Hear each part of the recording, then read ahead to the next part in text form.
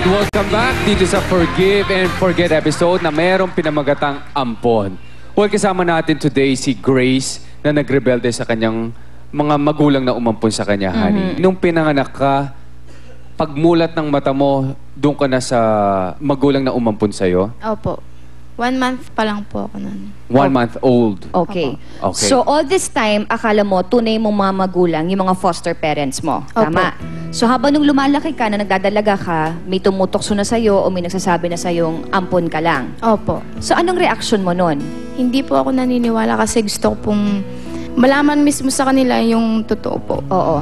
Tinatanong ko po kung totoo pong ampon lang po ako. Tapos sabi niya po, hindi po. Sinong niya? Mama ko po. Ah, okay. Pero merong isang incident na yung kapatid mo sa laman na tunay ay parang nag-cross kayo ng path. Opo.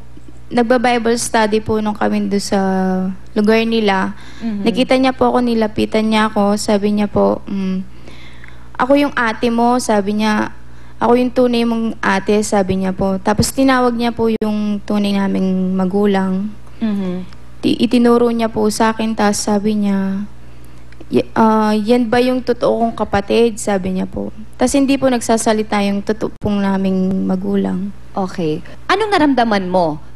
Naguluhan po ako. Pagkatapos noon, umuwi ka sa inyo, kinonfront mo ulit yung mga magulang mo? Opo. Tinanong ko po siya, may lumapit sa akin na babae, sabi ko po sa kanya. Sinabi niya po, siya yung tunay kong ate, na hindi kayo yung tunay kong pamilya. Oo. Tapos po sabi niya, hindi totoo yun. Sabi niya, huwag kang maniwala doon sa So, mga kailan tao. inamin sa'yo ng foster parent mo na isa ka talagang ampon? 16. 16. Opo, masakit. After nung nalaman mo na nga na ampon ka, anong ginawa mo? Nagalit ka pa sa kanila? Ito na ba yung time na lumayas ka na sa inyo? Opo, umalis po ako sa bahay namin. Hinanap ko po yung tunay kong magulang. Pero Grace, di ba naramdaman mo naman sa kanila, yung mga magulang na umampun sa'yo, naramdaman mo naman na talagang tinarato ka nila na talagang tunay na anak? Opo. Ikinasasama ko lang po na loob kasi ba't pa nila itinago? Sa tamang edad naman po ko.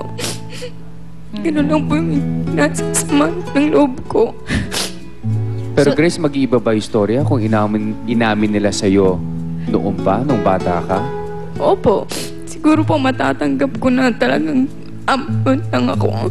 Pero hindi ba dapat, Grace, ang dapat nagalit ka dun sa original biological mother mo dahil parang pinaampon ka? Nagalit din po ako sa kanya. Tinanong ko po siya bakit po nagawa niya po yung bagay na yun. Ano sabi niya sa'yo? Hindi po siya nagsasalita. So yun yung feeling mo, kumbaga sa pag-aasawa mo ng maaga, parang feeling mo parang nag-escape ka kasi eh, 'di ba? Parang gano'n, Opo. kung tama ako, no? Pero yan, Grace, pinagsisisihan mo. Pinagsisisihan po. Bakit mo pinagsisisihan? Nagkamali po ako. Yung landas na tinahakan ko po mali. Alin doon namang ang sa tingin mong mali na tinahak mo or alin ang pinagsisisihan mo? Yung iniwan ko po sila. Yung foster parents mo? Opo. Kung sino po yung nagmamahal talaga sa akin. Sila pa yung iniwan ko.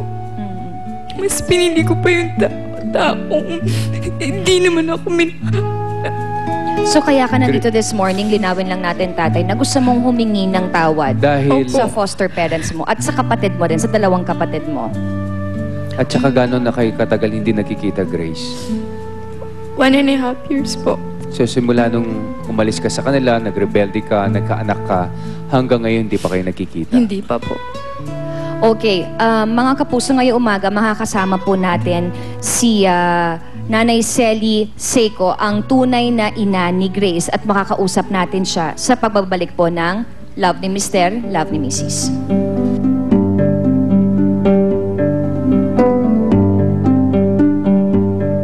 Para sa akin, ang kapalaan